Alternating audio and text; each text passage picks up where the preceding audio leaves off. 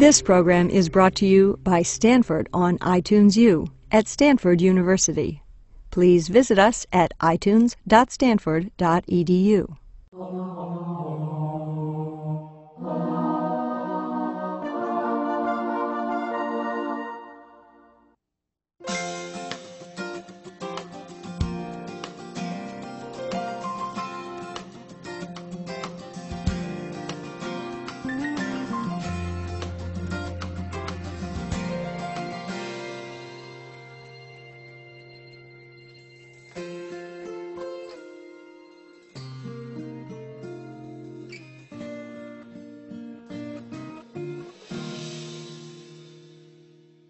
I am a surgeon over in the Department of Ears, Nose, and Throat here at Stanford. I am also a laryngologist by training. This is a physician that specializes in vocal cord disorders, and so it's going to be my pleasure to talk to you tonight about the vocal cords and all of the common causes of hoarseness that seem to affect people with vocal cords, which is all of us. Hopefully tonight we're going to have an opportunity to learn a couple of things. By the time we're done, we'll have provided you with a little bit more information about the anatomy of this very complex region. Secondly, I hope that we'll be able to introduce you to some of the most common causes of hoarseness that there are. Third, after you've seen the lecture tonight, you should be familiar with some of the common treatments. The throat is complex. The throat is basically everything from the bottom of your chin down to the top of your shoulders. You can think of the throat as being divided simplistically into two common chambers. One chamber divides into two. The forward chamber, which is your air passage, is basically guarded by your voice box. The back chamber is your food passage, or your pharynx. Simply put, air moves through the front chamber and is controlled by the larynx. Food and liquid go down the back chamber. That is actually also controlled by the larynx. The topic for us tonight is going to be basically the subject of the larynx. I'm going to just say that the pharynx itself, think of it as a muscular tube. Problems with this area result in problems with your swallowing in general. That's a subject really for another night. So we're not going to dwell too much on the pharynx, but we're going to go directly to the larynx, or as most people know this as the voice box. We think often of the voice box or the larynx as being our speech-producing organ, but it is far, far more complicated than that. It is also an organ that's critical for our swallowing. The vocal cords act as a valve that closes when we swallow. If we can't close our vocal cords when we swallow, food and liquid will go into our airway. That causes pneumonia. People can drown when that happens. The other thing that the vocal cords do is it regulates our ability to breathe. When we breathe, the vocal cords will open up. If the vocal cords cannot open normally, we cannot breathe, and many patients will then need a special tube called a tracheotomy tube. We'll be going over in just a minute some of the functions of the larynx so that I can demonstrate that to you more clearly. Another essential function that we don't really think of is the fact that with vocal cords, that gives us the ability to cough. If we can't cough, we can't clear our airway. If we're sick, we can't clear our airway of infected secretions. We won't survive very long if we don't have a very effective cough. We also have the ability to lift because we have the vocal cords. We're able to close our vocal cords when we do something athletic like bear down and lift a weight. You won't realize that how important this function is until you actually have a paralyzed vocal cord and can't keep your cords closed when you lift. Many athletes find that they're very out of breath when they have a paralyzed vocal cord because of the loss of this important function. What I've just told to you can be summarized in one simple thing. The voice box is critical to quality of life. If it's not functioning well, quality of life is poor. My job is to make the quality of life better. That's why I enjoy being in the field I am, and that's why it's important to know about the diseases and fix them. The voice box is extraordinarily complicated. It's actually made out of 8 individual cartilages. Actually, only about half of them have a modern function. The other 4 are basically left over from evolution, and we don't really need to concern ourselves with them. There are 9 muscles, 2 true vocal cords, 2 false vocal cords, 2 major motor nerves, and 2 major sensory nerves, all contained in an extremely tiny, small space. This is a very complicated organ. I want to show you what the vocal cords look like in some basic activities. You're going to see what happens when the vocal cords are closed, when they're open, what we look like when we're speaking in a falsetto or a high pitch, how we look when we're in low pitch, what a whisper looks like and what a cough looks like.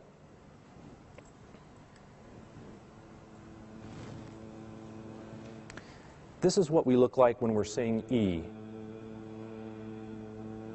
You'll notice that the vocal cords close and they also vibrate. When we breathe, they open up wide and we can see straight down into the airway. This is what we look like when we're saying a high-pitched E.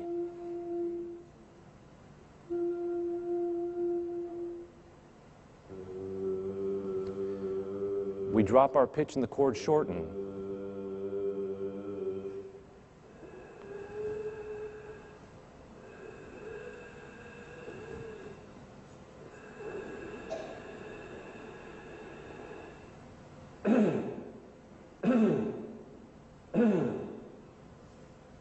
Every time you clear your throat, that's what you're doing.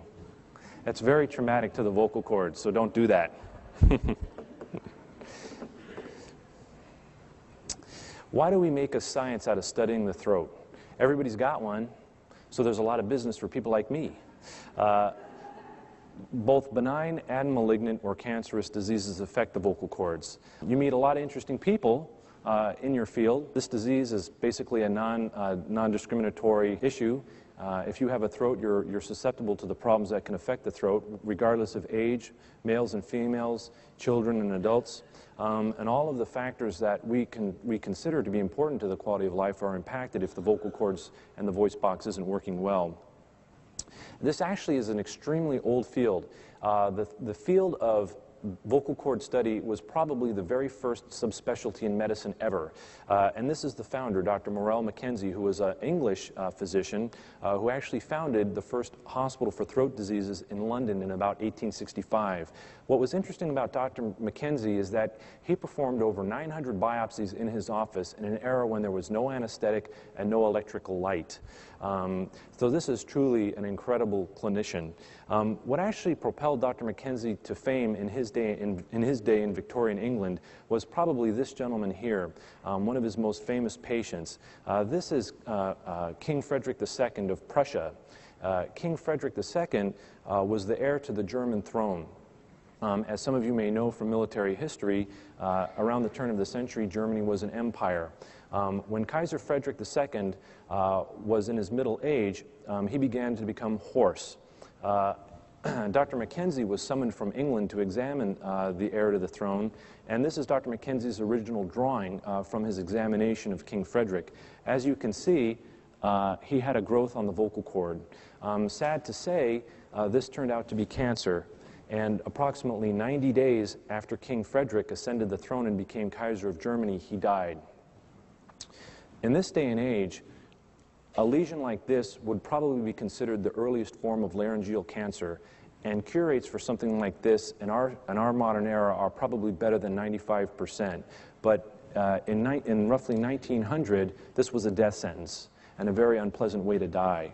Interestingly, on his death, this allowed the ascension of his son, King Wilhelm, to the throne. King Wilhelm had different political ideas than his father, and often is considered the main driving force for the reason that Germany took its course in the 20th century and subsequently led Germany into World War I. So some people think that had King Frederick lived and not died of laryngeal cancer, the world as we know it today may have been a very different place. So think of that when you think of the vocal cords, that perhaps world history was changed. I like to think so. If you come to the doctor's office in this day and age for an evaluation of your vocal cords, usually it's because a person is hoarse and we're not quite sure what's going on. Sometimes patients will be treated for things like infections or colds, and if you're not getting better, that often stimulates a referral to a person like me.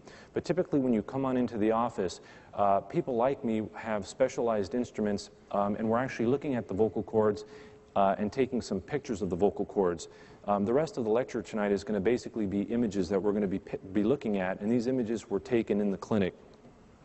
The standard of care used to be that we would look at your throat with a mirror. And this is the headlight that most people associate with physicians. This headlight is used to reflect light onto the mirror, and that used to allow us to look at the vocal cords. And you get a very good picture that way. But fortunately, we're the inheritors of modern technology, and we have specialized instruments now to get down there very close and look.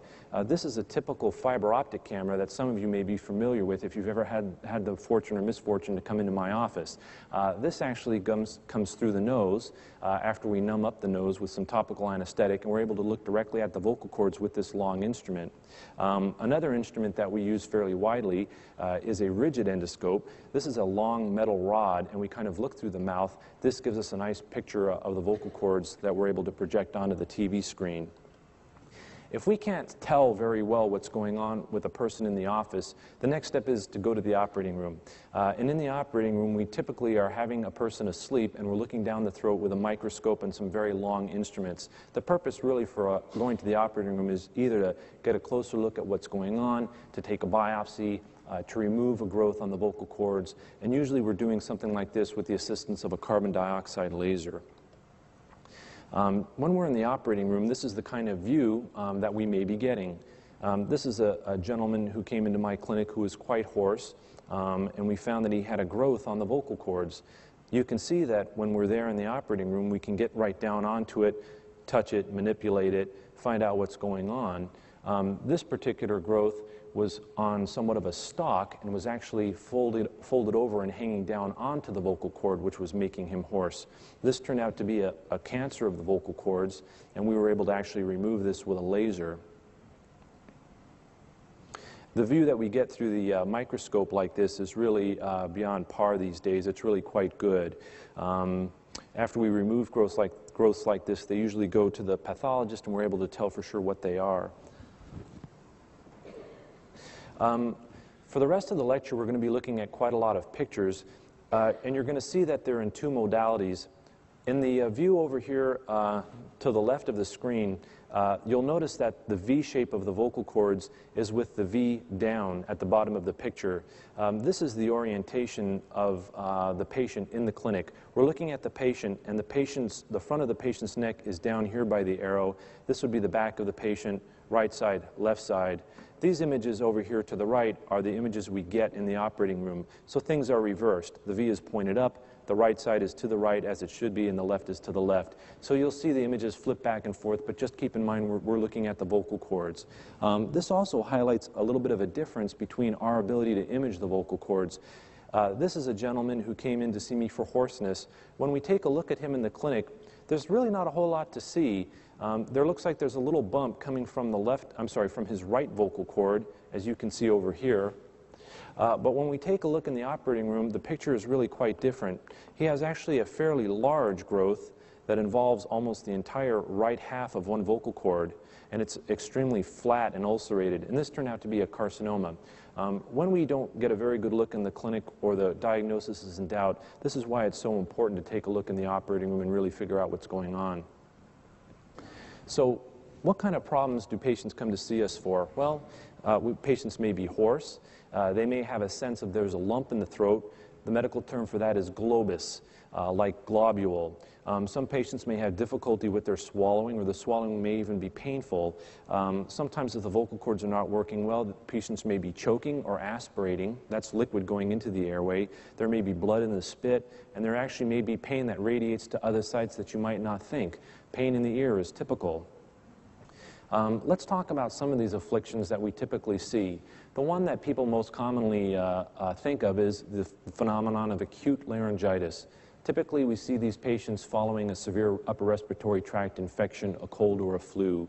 Patients are typically extremely hoarse. They may even lose their voice. And when they lose the voice, it may be so profound and for the first time that this is what prompts a visit to us.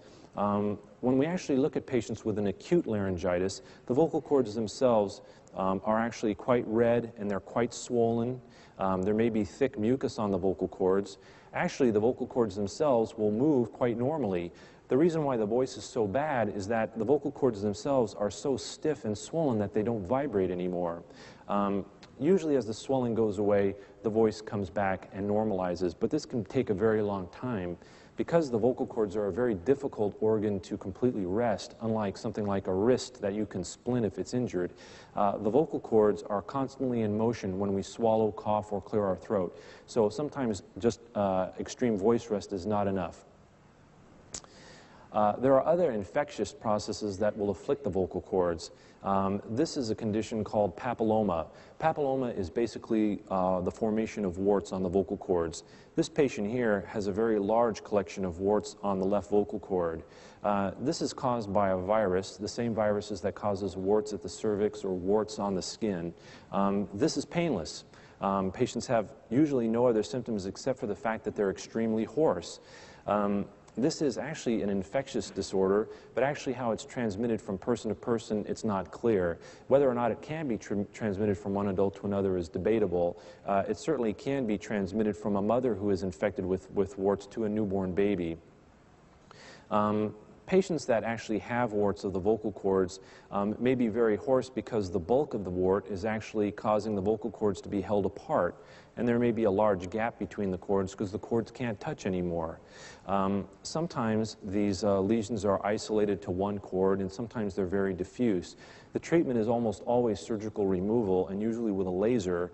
The warts we don't have a cure for this, so the rule of thumb is that this is something that will come back, and patients need to be aware of this. In certain serotypes of the virus, there may be an associated increased risk of cancer, although by and large, the serotypes of the virus that cause this disorder don't cause cancer. This is an example of a patient that I treated when I was a fellow at UCLA. As you can see, the papilloma here are fairly extreme and completely engulf the vocal cords. This is a patient that actually presented with some difficulty breathing. When we remove the growths, you can see what the normal vocal cords should look like. And here's what was buried underneath all of those growths.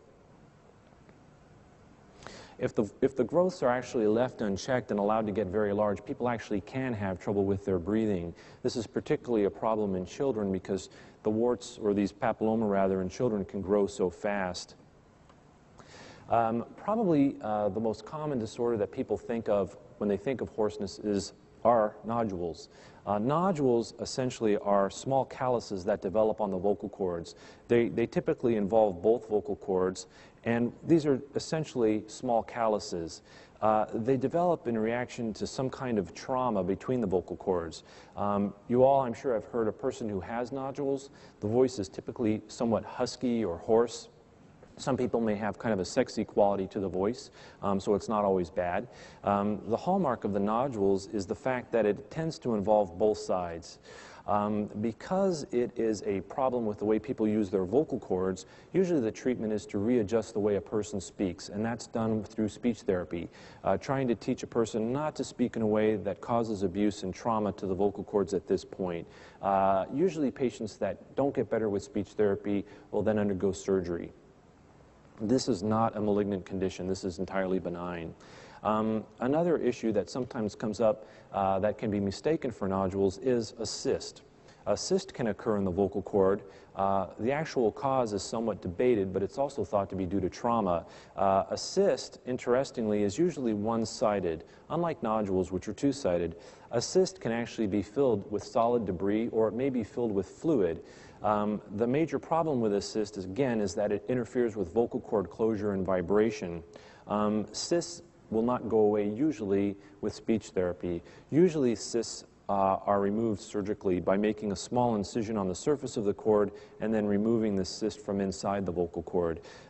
Patients can have problems sometimes after surgery with recurrence of cysts if the actual underlying cause was some kind of vocal abuse. So these can occasionally come back.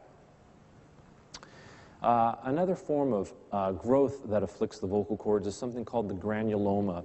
The granuloma is very interesting in the sense that it's actually an inflammatory reaction to some kind of trauma, and it's usually localized on the back portion of the vocal cord.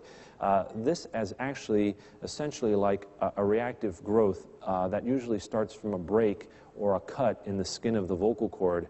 Because the back of the vocal cords are in constant contact and motion, this area is traumatized repetitively, and in an effort to heal itself, the body generates a very exuberant growth called the granuloma. Interestingly, many patients with granulomas may also have underlying acid reflux disease. Because acid is thought to come up from the esophagus and then deposit or spill onto the back portion of the larynx, because it's thought to spill onto the back portion of the larynx here, acid reflux has long been thought to be the cause of these.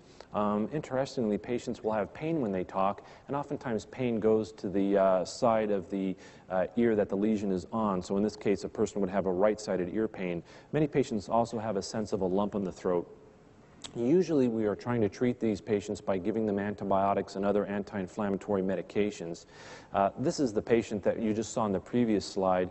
This granuloma is really too big to treat with medicine alone. This is the view that we get in the operating room, and as you can see, the granuloma is actually quite massive. It's even larger than the person's own vocal cord. Because of the size of this, this was actually propping his vocal cords apart and making him very hoarse. The bottom picture here is what the entire granuloma looks like once it's entirely excised. Granulomas like this usually need to be removed. Smaller granulomas we can just treat with things like voice rest and anti-acid medications. Occasionally we will actually inject botulinum toxin or Botox into the vocal cords to try to actually put the vocal cords at rest and weaken them. Weakening the vocal cords allows the back part of the vocal cords to heal. These are often very difficult to treat and can often come back. An entity that is somewhat similar to the granuloma is something called the polyp. A polyp is usually, again, on one side of the vocal cord. It is very soft. It's usually secondary to some kind of a trauma to the vocal cord, either the way a person speaks or possibly from having an endotracheal tube go down from an anesthetic operation. Patients are usually hoarse. This is usually not painful. Sometimes these actually fill up with blood periodically.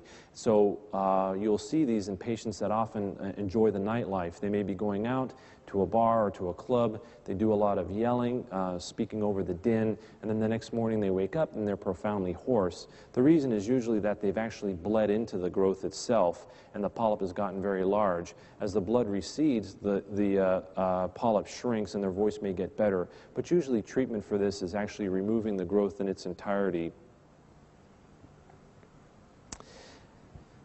Scarring is probably one of the worst types of disorders that we see. This is a patient that has scarring of both vocal cords.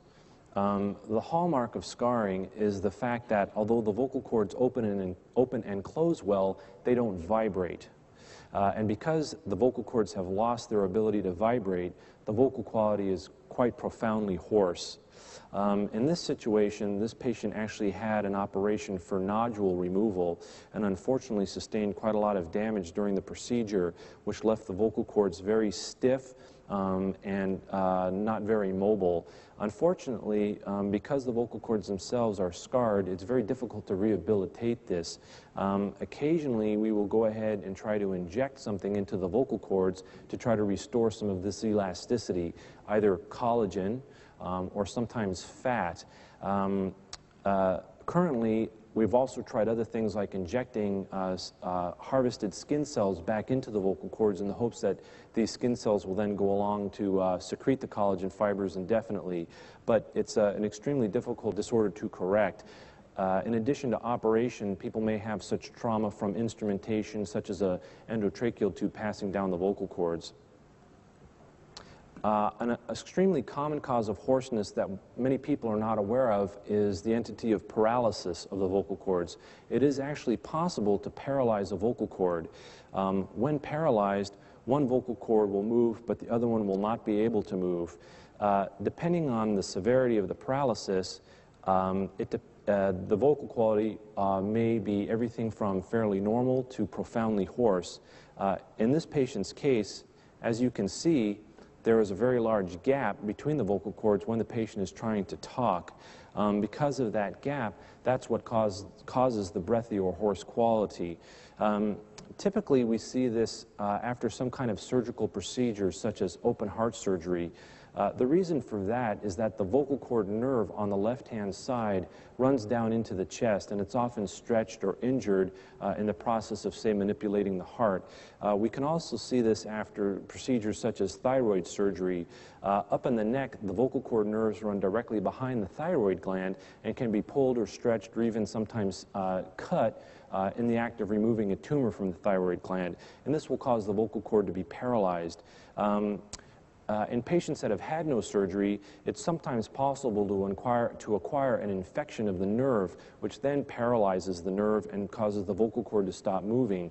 If that were to happen, usually what we do is wait. Most of the time, this will recover on its own. If there's been some other trauma, such as the nerve being severed, usually we need to do something sooner, since waiting will not result in resolution of the paralysis. Paralysis, interestingly, is quite painless, and a person's symptoms will vary depending on how large this gap is between the vocal cords. Some patients may be mildly hoarse or not even hoarse at all. If the vocal fold chooses to paralyze directly in the midline and closure is relatively good, people may be entirely asymptomatic and not know that they have a paralyzed cord. Other patients may have such a large gap that when they swallow, their own saliva passes down into their lungs, and they may need to be fed through a tube until the paralysis is treated. Occasionally, we will have patients that come into the office that have a paralyzed vocal cord, and we don't know why. One of the more unusual causes of a paralyzed vocal cord is the presence of a tumor or a growth in the neck, or possibly up at the level of the skull base. This is a patient that came in to our clinic who was found to have a paralyzed right vocal cord. When we see patients that have a paralyzed vocal cord and we are not sure why, we will usually recommend that they undergo some kind of imaging of the neck, the skull base, and the chest. This, in the lower frame, is the magnetic resonance image of this patient. In this patient's case, she was found to have a fairly large tumor that was involving the right vocal cord nerve. Tumors can grow in the neck, push on the nerve, and cause it to become paralyzed. So usually if a patient has a paralyzed vocal cord, most physicians, when they're seeing the patient for the first time, will then go ahead and order some kind of scan, usually a CAT scan or an MRI, to look at the neck and the skull base and the chest and make sure we don't have something like a tumor going on. This actually is a benign tumor called a carotid body tumor. Usually we remove these growths and then we fix the vocal cord. Treatment for a paralyzed vocal cord really depends on the patient's symptoms. For patients that are mildly hoarse, they may actually benefit from voice strengthening exercises like speech therapy. For other patients that have a large gap between their cords, surgery may often be the remedy of choice. The patient up above, who has the paralyzed right vocal cord, was fairly symptomatic. She had had a paralysis for several years. We elected to do a surgery for her. Some of the surgeries that we do include putting an implant into the vocal cord and sometimes hooking up a new nerve. In this patient's case, we simply repositioned the joint, and as you can see, we were able to get the vocal cords closed again. And occasionally we'll have patients in which we can actually inject something into the vocal cord, either collagen or fat or maybe Teflon. Injecting the vocal cord also plumps up the vocal cord and allows the vocal cords to close more effectively. There are some disorders that are considered to be precancerous. Leukoplakia is a term that we refer to when a white patch appears on the vocal cord.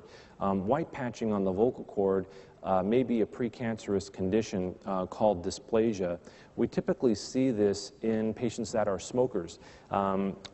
Smokers are at increased risk for laryngeal cancer, and usually what is happening is that in the setting of the tobacco smoke there is a cellular change that is occurring. These cells are becoming abnormal, and usually one of the first things that happens is as they become abnormal is they grow in odd ways, and they may appear as a white patch on the vocal cord. Sometimes this is actually mistaken for a fungal infection of the vocal cord, something called thrush. And the treatment is usually removing these and biopsying them. We want to make sure that there's not cancer lurking under the surface of this. If there is cancer, then the patient's going to need more treatment. Once these are removed, we usually recommend that patients stop smoking. Otherwise, this white patching can come back. Another common entity that occurs in smokers is a condition called Reinke's edema. This is an interesting entity that occurs in the setting of heated smoke or gases passing over the vocal cords. This occurs also in patients that smoke marijuana, for example. Usually, it's the heated gas causes some kind of enlargement or hypertrophy of a gelatinous component of the vocal cord that's actually under the surface. What ends up happening is that the vocal cords take on a very polypoid-like appearance. What's in here is actually almost like gel. I'm sure that you've heard patients with this kind of a condition. Typically, the patient has a very husky sound. They may have a very raspy, hacking cough. Patients may be actively smoking in this setting, and they're often prompted to visit a doctor because somebody says, "Hey, you sound hoarse, and you're a smoker. You got to go have that checked out." But this is actually a benign condition as well. We can actually remove these growths, but if a person keeps smoking, then the polyps are going to come back. Cancer is probably the most commonly feared complication or cause of hoarseness, rather, but I want to reassure you that it's probably the least common cause. Most patients that see me that are hoarse, this is what they want to know. Am I hoarse because I'm cancer? Once we tell them not, I think most people could care less whatever else I have to say. They stop listening. They just want to know, is it cancer? Patients with cancer of the vocal cords often present to us at a very early stage because the symptom of hoarseness presents fairly early. And so when we see folks that have cancer that are hoarse, we may be able to get this and treat this at a very early stage. Cancer can spread to other parts of the throat, and then we need to do some more aggressive surgery. Patients actually may have other associated symptoms in addition to hoarseness, such as difficulty swallowing. They may be coughing up blood. They may actually have a very persistent pain in the throat that's not going away with typically conservative measures, and they may actually get referred pain into the ear and think that they have an ear infection. If you actually have ear pain and we're not seeing signs of an ear infection, we need to look at your throat to make sure we're not seeing something like cancer. Cancer actually has a myriad of different presentations. It can occur only on one cord. When it occurs to one cord, the variety of treatment options that are available include removing it with a laser or treating it with radiation. This is an example of the patient we saw earlier who came into the clinic who was quite hoarse. The upper photograph is the view in the clinic, and then the lower photograph again is the view in the operating room. This tumor was confined to just one vocal cord, and this patient was able to be treated fairly successfully just with a laser therapy. The cancer can actually involve both vocal cords. This is a patient that has a carcinoma that involves primarily the left vocal cord, but actually crosses over the midline and then begins to involve the front half of the right vocal cord. This patient, interestingly, we were also able to treat with a laser. Some patients may elect to undergo radiation therapy for something like this as well. Cancers that are confined just to the vocal cords have a very good prognosis. They do not tend to metastasize to other parts of the body. That usually occurs in advanced stages and very late. This is an example that we looked at a little bit earlier of a patient who presented to me who was quite hoarse. This individual actually had a growth that was coming from the upper portion of the voice box from an area called the false vocal cord. He was hoarse because the growth was actually falling down on top of his real vocal cord and preventing the vocal cords from closing. When we met this patient in the office, he actually had a lump in the neck that he wasn't aware of. Tumors that extend to other parts of the vocal cords may then metastasize, and in this gentleman's case, it actually was a metastasis. We elected to treat him with a combination with surgery alone. If cancer is actually left unchecked, the cancer can go on to destroy quite a lot of the voice box. This is a patient, for example, that presented who was quite hoarse, was found ultimately to have a cancer of the vocal cords and then underwent a radiation treatment. He did fairly well, but unfortunately his hoarseness came back. When we took a look at him in the operating room, this was the view that we saw. As you can see, there's relatively little of the normal architecture left anymore. The tumor has actually destroyed both of the vocal cords. In a situation like this, especially in somebody who has had radiation and that has failed, there's usually not very much of an option left for us to do except to remove the voice box and perform something like a total laryngectomy. Occasionally, patients may come to us for voice changes that are thought to be attributed to hoarseness, when in actuality, the change in the voice is due to something else. Some patients may have a sound that the voice is deeper or husky or may sound muffled. Some people may have a voice that sounds odd, like high-pitched or whistling.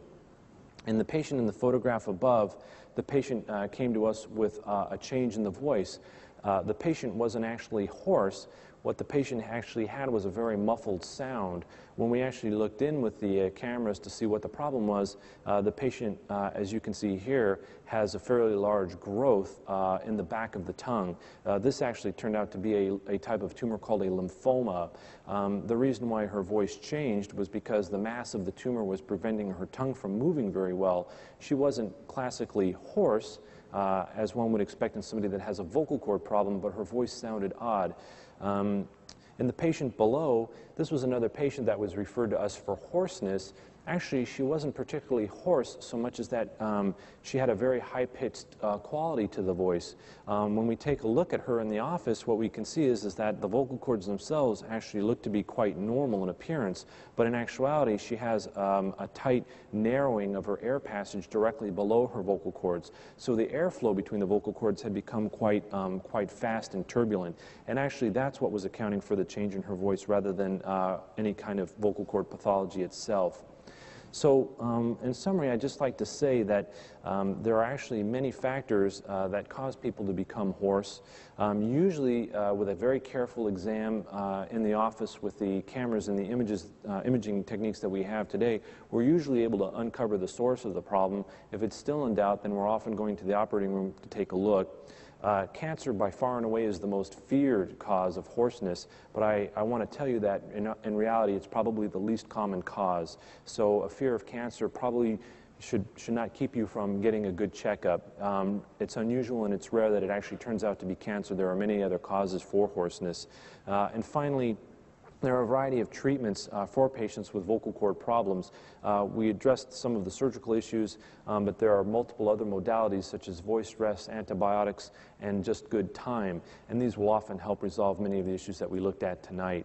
I thank you very much for the opportunity to talk to you, and I would be happy to take any questions that you have. Are there any allergic conditions that can lead to hoarseness? Yes, there are. Patients that may have conditions such as allergic rhinitis, chronic sinusitis, what may happen is some of the secretions may actually be coming down the back of the nose and depositing on the cords and causing a person to want to clear the throat. Sometimes we'll see trauma to the vocal cords in the way of nodules from clearing the throat. Sometimes the same factors that are causing the nasal passage or the sinus passages to become inflamed are also inflaming the vocal cord tissues. So many patients that are hoarse will often get better when their allergies are under better control. Interestingly, some of the preparations that are out there to treat allergies are often very drying. And sometimes in treating allergies, patients may go on to develop hoarseness because the throat now becomes quite dry. And then we're kind of in somewhat of a quandary. We need to find a good treatment for these folks. But yes, sinusitis and allergies are typically considered as common causes of hoarseness. The comment in the question were that it seems to be a very natural thing to do when we have a cold to want to clear our throat and to cough. The actual act of clearing the throat and coughing causes our vocal cords to be brought together in a very traumatic fashion, in a very repetitive way. It temporarily will feel better to clear the throat of these secretions, but in the long term, the repetitive trauma of the vocal cords hitting together is actually quite detrimental. And then many patients, once they begin to clear their throat, they may actually become trapped in a very vicious cycle. The actual act of clearing the throat and coughing by virtue of closing the vocal cords together may start to stimulate some irritation and some swelling. By the time that the original insult cleared, like the viral infection, what patients may be left with is now the irritation and the swelling from the throat clearing, and then that becomes a chronic problem. My advice to patients is usually, no matter what, don't clear that throat. Get into the habit of carrying with you a bottle of water, and when you feel the urge to clear the throat, take a big drink of water instead and swallow it down.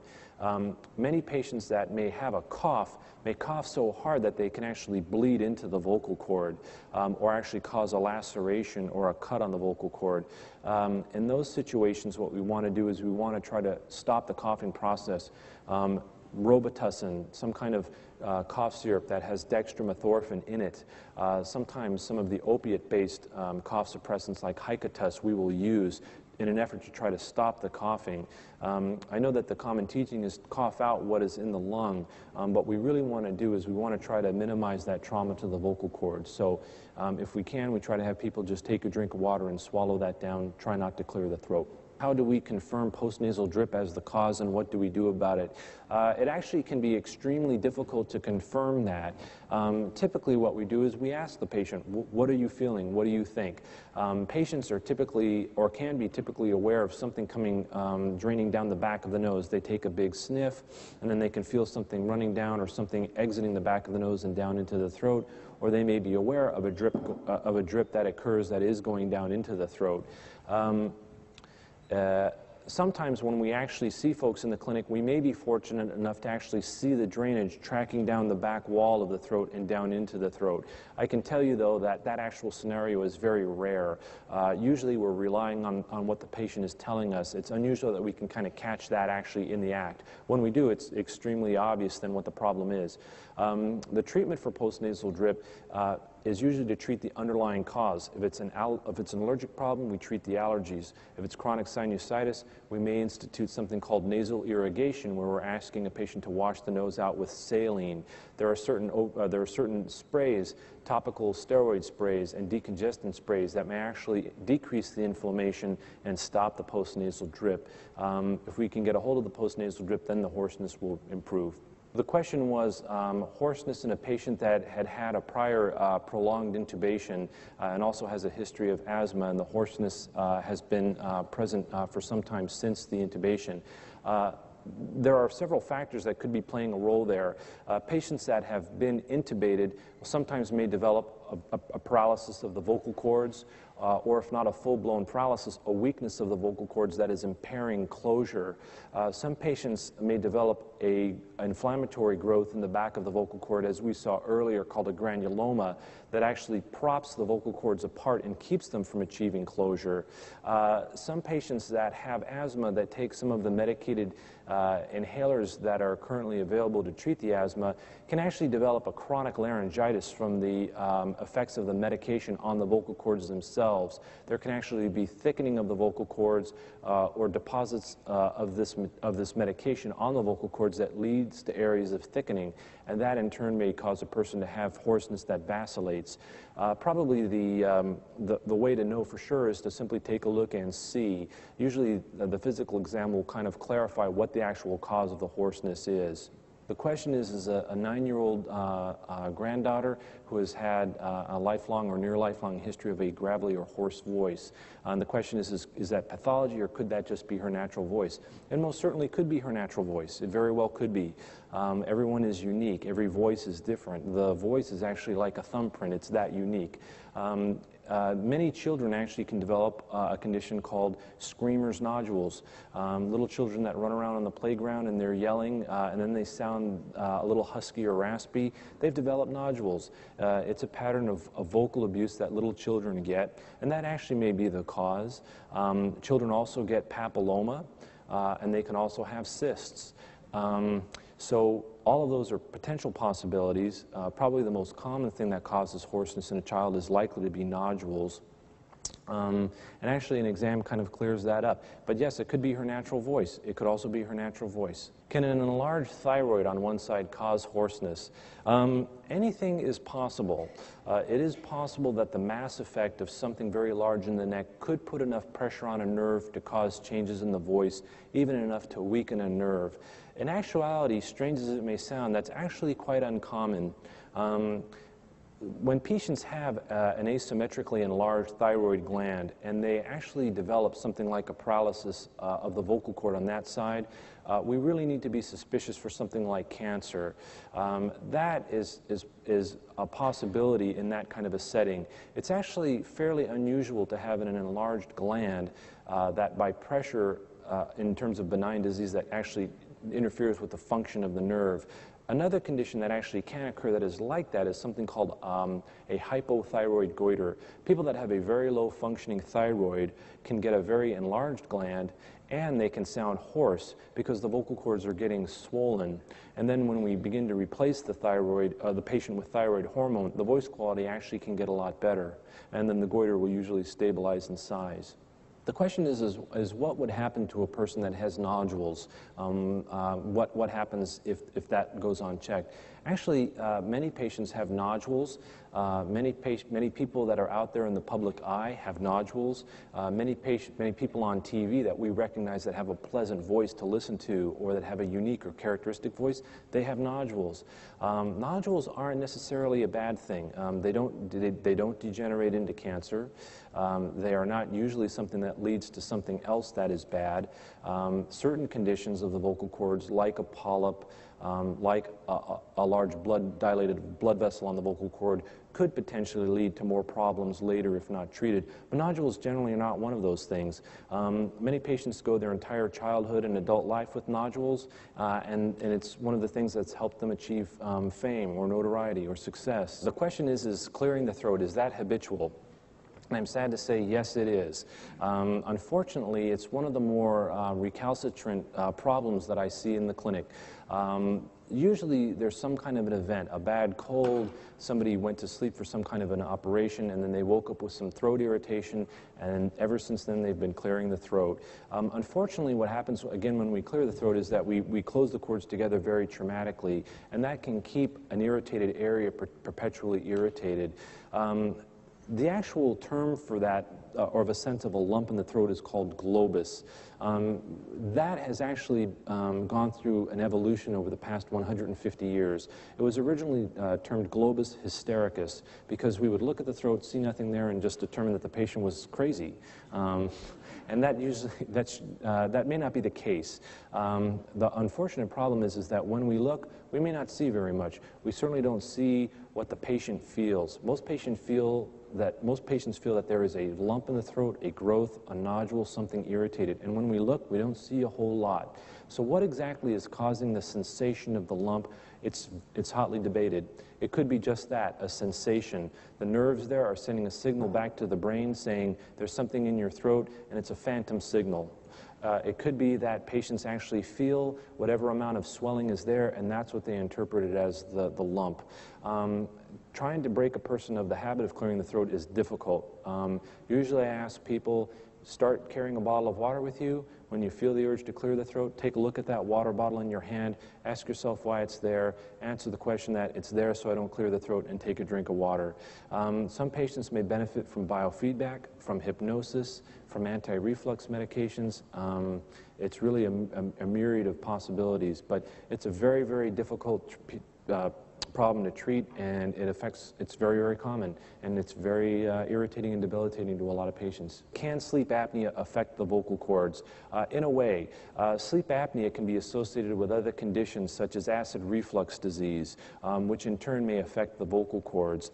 Sometimes there can be some rare neurological disorders which actually may be mistaken for sleep apnea, where the vocal cords may close instead of open when we breathe, and people will look and sound like they have sleep apnea, but they have actually a weakness of the vocal cords.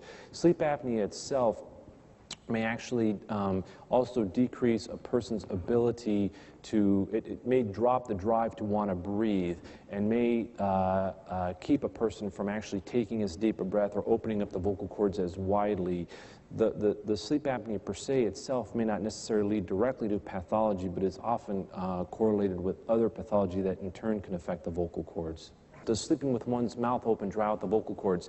Yes, it can. Actually, One of the functions of our nasal passages is to humidify and clean the air that we breathe. If patients have nasal obstruction, air gets diverted through the mouth. The mouth does not humidify the air that we breathe as effectively as the nasal passages do. Dry air hitting the vocal cords will lead to a drying of the throat and the vocal cords, which in turn can lead to kind of a chronic irritated throat and hoarseness. So yes, it can. How is the examination of the throat done? Usually the examination of the throat is done in 3 ways. First of all, it's typically done in the office. It's usually not painful. It's usually fairly short. It may be as simple as looking at the vocal cords with a small angulated mirror looking through the mouth. That actually gives us a very good picture. The other way that we look at the vocal cords is with a fiber optic camera that is passed through the nose, and we look through that fiber optic camera at the vocal cords.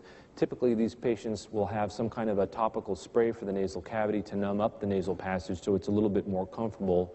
And then the third way that we look at a patient's vocal cords is with a long, rigid scope, a series of lenses in a row that has a beveled angle at the tip, called, either a 70 or a 90-degree angled camera that, when looking through the mouth, allows us to look straight down at the vocal cords. The pictures in the slides here tonight were taken with such a camera.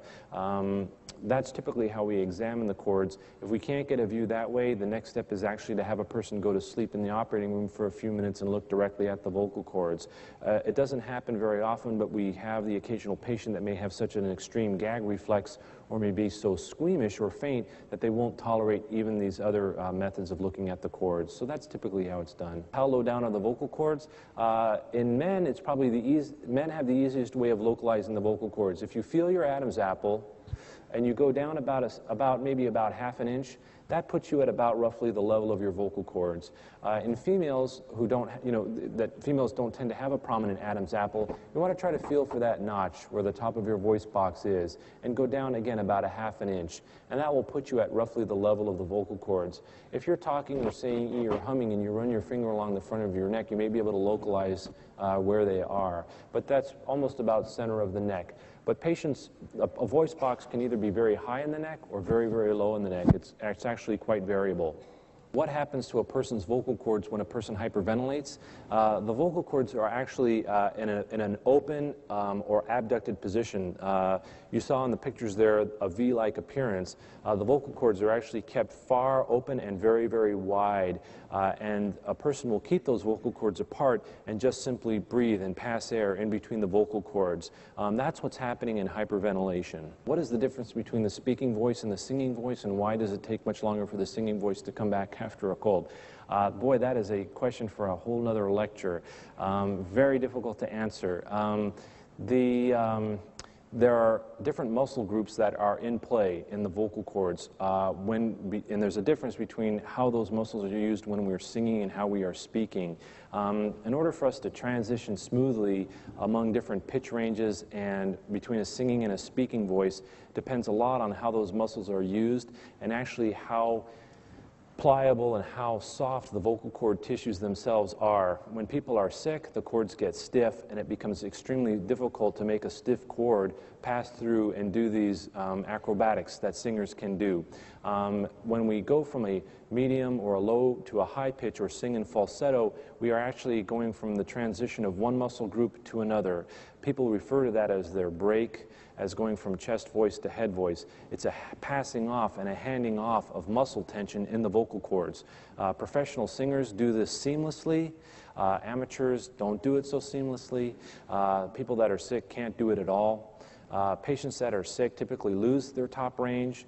This is typical in females that tend to sing in a top range. Men that sing in a bass or a baritone may be less troubled by this, but it's essentially a change in the complex interplay between vocal cord muscular tension and the pliability of the cord.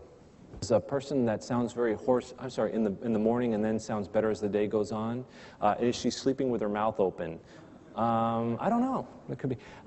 It's possible. Actually, interestingly, some patients actually may be prone to acid reflux disease, and perhaps the vocal cords may be bathed with acid during the course of the evening, and then as the day wears on, maybe some of that swelling is going down. It's a little bit hard to know. A little bit hard to know. Could be mouth breathing. Could be acid reflux disease. Hard to know. Does snoring affect the vocal cords? No. Actually, the sound of snoring comes primarily from the vibration of our soft palate and our uvula and our tongue against the back of our throat. The sound of snoring actually doesn't come really from our vocal cords, not classically. Surgery that removes part of that soft palate or reduces the size of the tongue actually will resolve the snoring. Children that have large tonsils may snore, and when we take out the tonsils, the snoring goes away. Patients can have noise that comes from them when they are sleeping or breathing that can actually come from the vocal cords, but typically it's called stridor. It's a high-pitched wheeze, like that kind of a noise, as opposed to a kind of a snort. And so it's a difference. Yeah. When we remove the part of the soft palate, will a person's voice change? It can. Actually, patients that speak Arabic or Farsi that may rely on the uvula to create a guttural type of sound, we need to warn patients that that may be impaired after surgery for snoring or sleep apnea. Patients that have scarring of the palate, where the palate may now be stiff from that kind of an operation where it can't seal off the nasal cavity, may suddenly have a very nasal sound to their vocal quality. So yes, vocal quality can actually be affected. It's not common, but it can. What are some other remedies that people can do at home other than drink water and rest the voice to help an irritated throat? If patients, and the answer was patients, some patients have learned this to inhaled things like steam. You want to try to deliver moisturized humidified air to the vocal cords, and people can do this in a variety of ways. Classically, we would have patients sit in a shower or a bathroom and run a shower on very, very hot and inhale the steam.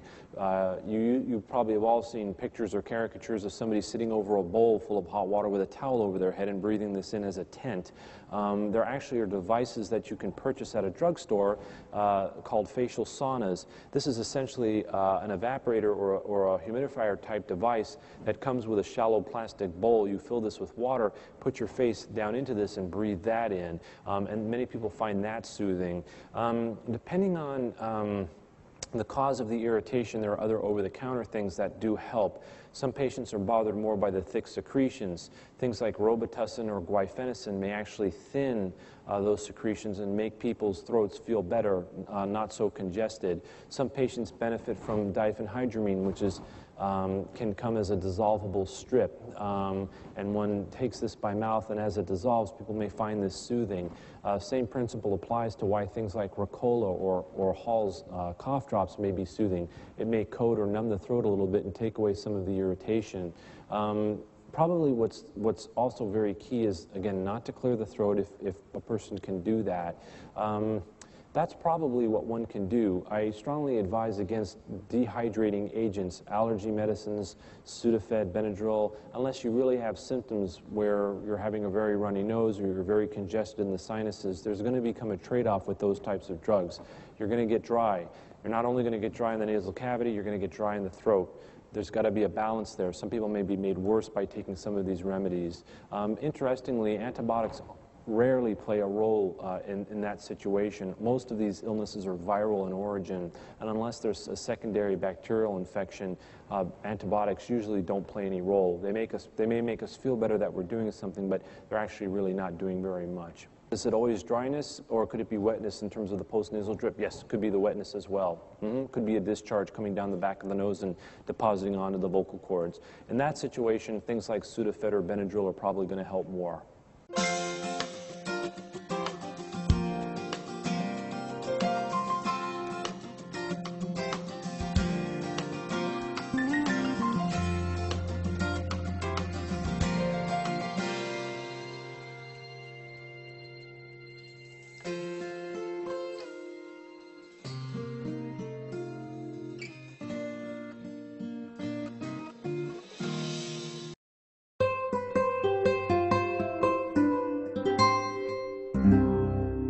The preceding program was brought to you by Stanford on iTunes U and is copyrighted by the Board of Trustees of the Leland Stanford Junior University. Please visit us at itunes.stanford.edu.